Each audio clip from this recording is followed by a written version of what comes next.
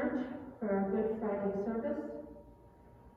After the service is concluded, when the Christ candle is extinguished, then please make your way out of the sanctuary in silence. We appreciate that. Let us start with our call to worship. Were you there when they crucified my Lord? We were the hollow echo of Hosannas, once spoken in love. Were you in the garden when the disciples fell asleep? We were the betrayal in Judas' kiss. Were you in the courtyard when the cock crowed? We were the denial in Peter's mouth. Were you among the scoffers when Jesus was flogged? We were the whip in the soldier's hand. Were you in Pilate's chamber when he washed his hands of Jesus' fate? We were the hatred of the crowd, the indifference in Pilate's heart. Were you there when the soldiers dressed Jesus as a king? We were the mockery in the crown and thorns. Were you among the spectators at Golgotha? We were the nails that pierced Jesus' hands and feet. Were you there when they crucified my Lord? We were the silence when no birds sang.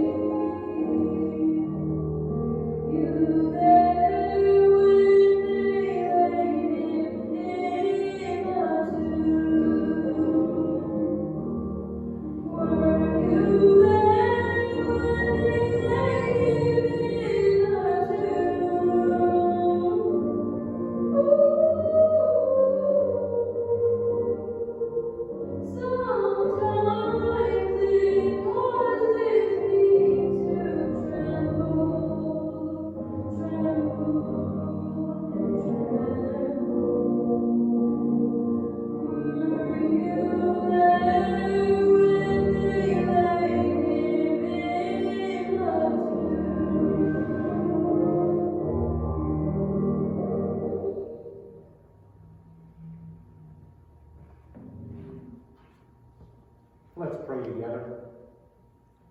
Elusive one, where do you go when all hope fades? When we cry out with the psalmist, my God, why have you forsaken me? In the midst of our pain and despair, we strain to see you charging to our rescue. Yet in our disbelief and dismay, We face the emptiness of your absence. Your ways are beyond us, Holy One, shrouding us in mystery.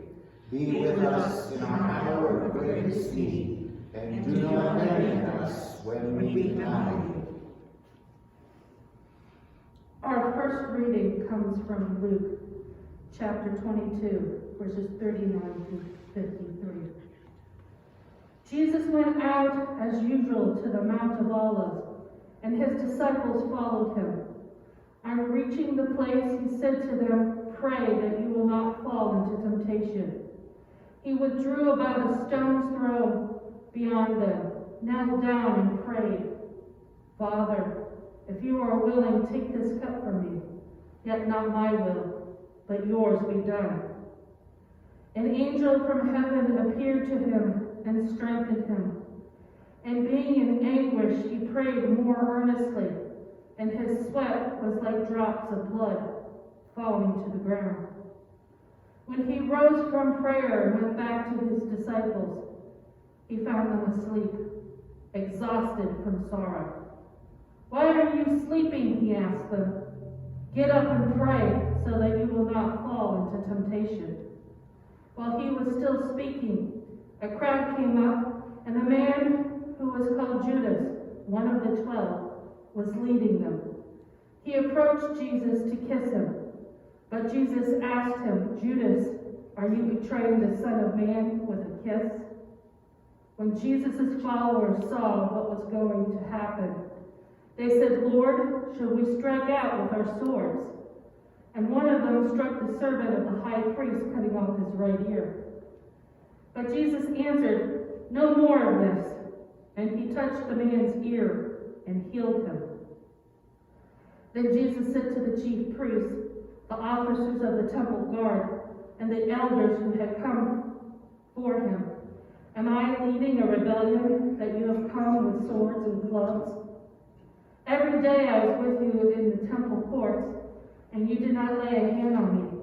But this is your hour when darkness reigns."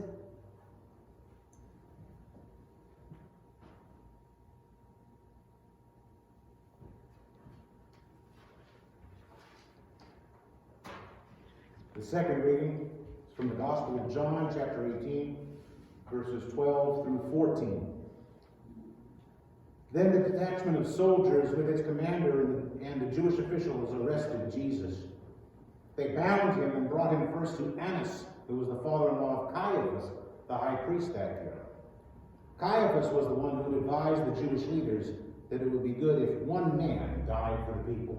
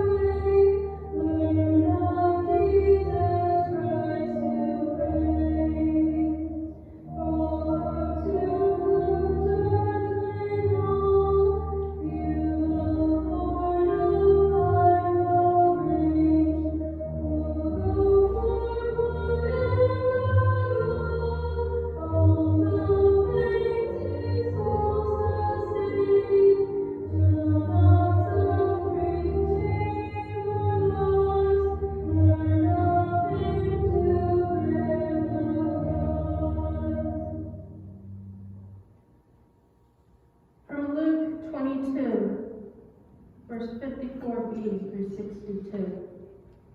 Seizing Jesus, they led him away and took him into the house of the high priest. Peter followed at a distance. And when some there had kindled a fire in the middle of the courtyard, and he had sat down together, Peter sat down with them. A servant girl saw him seated there in the firelight. She looked closely at him and said, "This man was with him." But he denied it. "Woman, I do not know him," he said. A little later, someone else saw him and said, "You also are one of them." "Man, I am not," Peter replied. About an hour later, another asserted, "Certainly this follower was with him, for he is a Galilean."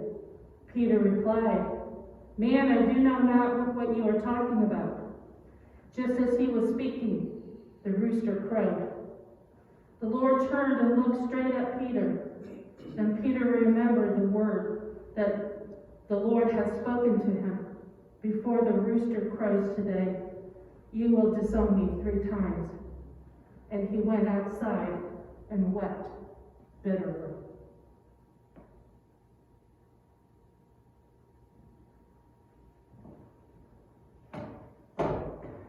Let us in unison read the litany. There is no warmth in the fire. Our blood runs cold as the night. The one we love is in pearl. Our courage blows away like the wind. Strangers recognize our fellowship with Jesus. Our denial pierces the soul like a cock's crow pierces the dawn. There is no warmth in the fire. Our tears flow cold as the night.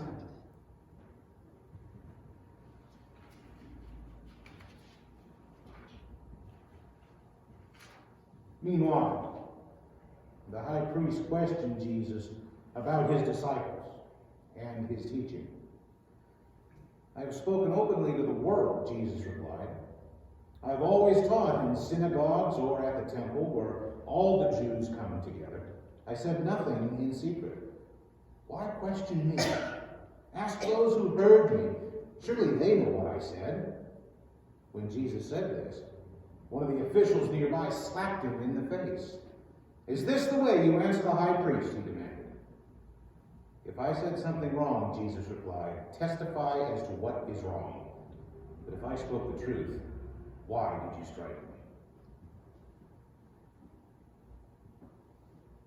Early in the morning, all the chief priests and the elders of the people made their plan how to have Jesus executed. So they bound him, led him away, and handed him over to Pilate, the governor.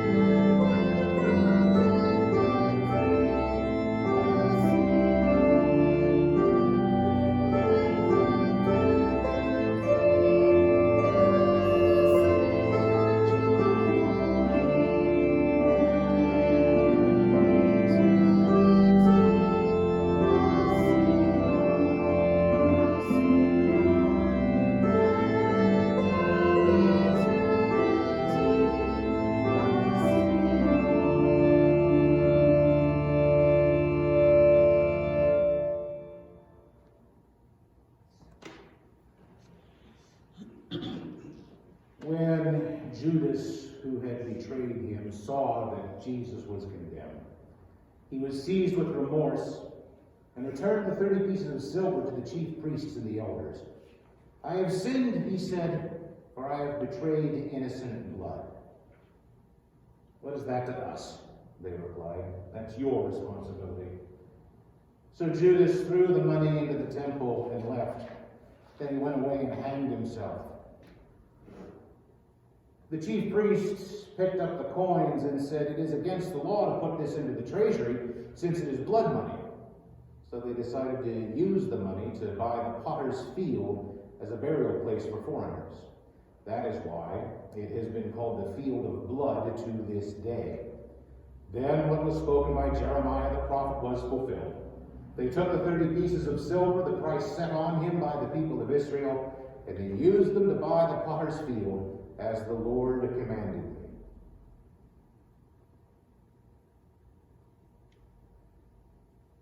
Jesus stands condemned. Stop this madness. It is too late. We repent of our sin. You have been well paid. We don't want your blood money. It's yours all the same. Stop this madness. It's too late. Pilate then went back inside the palace, summoned Jesus, and asked him, are you the king of the Jews? Is that your own idea, Jesus asked, or did others talk to you about me? Am I a Jew? Pilate replied. Your own people and chief priests handed you over to me. What is it that you have done? Jesus said, my kingdom is not of this world. If it were, my servants would have fought to prevent my arrest by the Jewish leaders. But now my kingdom is from another place. You are a king then, said Pilate. Jesus answered, you say that I am a king. In fact, the reason I was born and came into the world is to testify to the truth. Everyone on the side of truth listens to me. What is truth? Resorted Pilate. With this, he went out again to the Jews gathered there and said, I find no basis for a charge against him.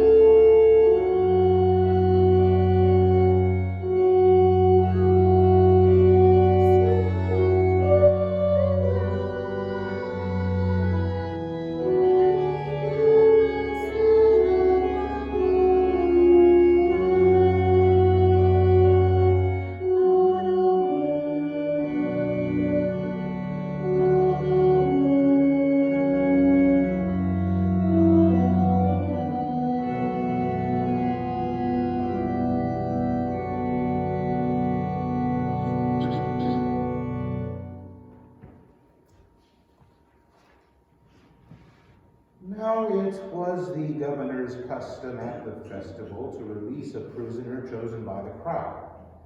At that time, they had a well-known prisoner whose name was Jesus Barabbas. So when the crowd had gathered, Pilate asked them, "Which one do you want me to release to you, Jesus Barabbas or Jesus who is called the Messiah?" For he knew it was out of self-interest that they had handed Jesus over to him. While Pilate was sitting on the judge's seat, his wife sent him this message: "Don't have anything to do with that innocent man, for I have suffered a great deal today in a dream because of him." But the chief priests and the elders persuaded the crowd to ask for Barabbas and to have Jesus executed. "Which of the two do you want me to release to you?" asked the governor. "Barabbas," they answered. "What shall I do then with Jesus who is called the Messiah?" Pilate asked. They all answered, "Crucify him." "Why? What crime has he committed?" asked Pilate. But they shouted all the louder, "Crucify him!" When Pilate saw that he was getting nowhere, but instead an uproar was starting, he took water and washed his hands in front of the crowd.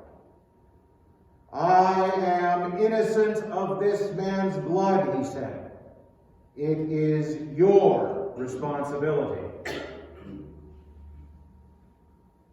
Let us confess our sin together. Holy Mystery, it is easier to wash our hands of responsibility than it is to stand up for what we believe. It is easier to defer to the judgments of others than it is to take a principled stand. When we take the easy way out, forgive us, O God. Fill us with the courage of your Son, that we may cast off our darkness and embrace your glorious light.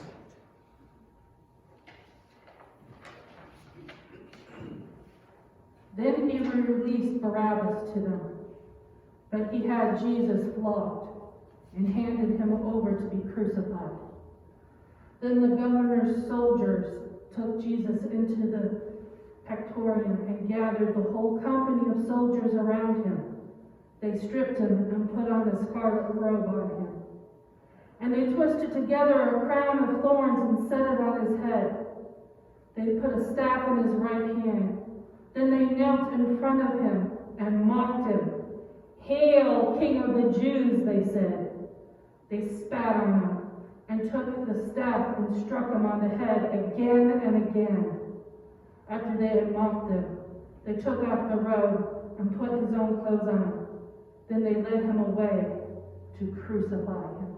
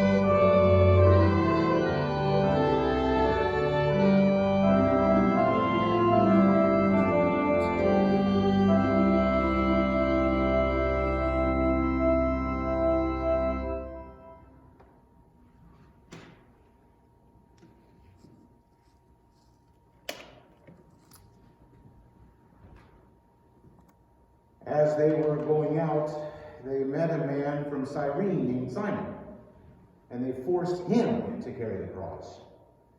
They came to a place called Golgotha, which means the place of the skull. There, they offered Jesus wine to drink mixed with gall, but after tasting it, he refused to drink it. When they had crucified him, they divided up his clothes by casting lots, and sitting down, they kept watch over him there. Above his head, they placed the written charge against him: "This is Jesus, the King of the Jews." The sign was written in Aramaic, Latin, and Greek. The chief priests of the Jews protested to Pilate, "Do not write the King of the Jews, but that this man claimed to be King of the Jews."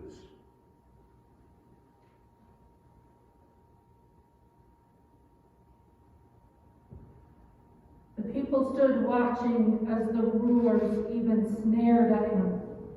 They said, "He saved others.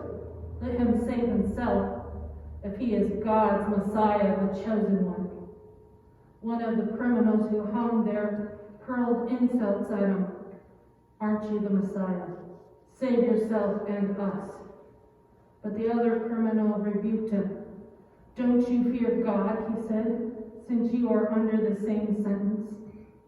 We are punished justly, for we are getting what our deeds deserve. But this man has done nothing wrong." Then he said, "Jesus, remember me when you come into your kingdom." Jesus answered him, "Truly I tell you, today you will be with me in paradise."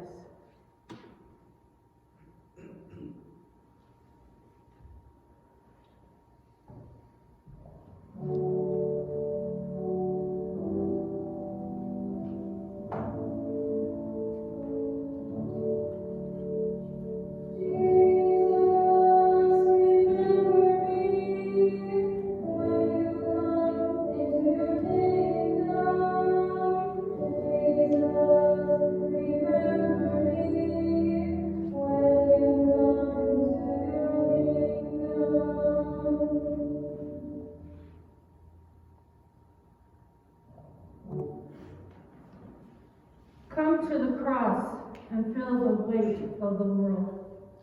We bring the weight of our sins. Come to the cross and feel the weight of the world. We bring the weight of our desertions and betrayals. Come to the cross and feel the weight of the world. We bring the weight of our accusations and scorn. Come to the cross and feel the weight of the world. We bring the weight of our lives.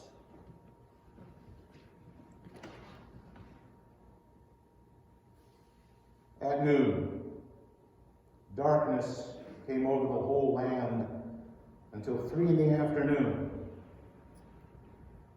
And at 3 in the afternoon, Jesus cried out in a loud voice, "Eloi, Eloi, lama sabachthani," which means, my God, why have you forsaken me?"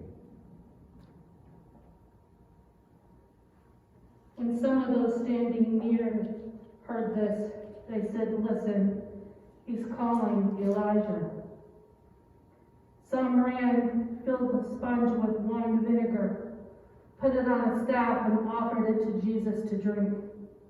"Now leaving him alone, let's see if Elijah comes and takes him down," they said. And when Jesus had cried out again in a loud voice, he gave up his spirit. At that moment, the curtain of the temple was torn in two from top to bottom. The earth shook and the rocks split.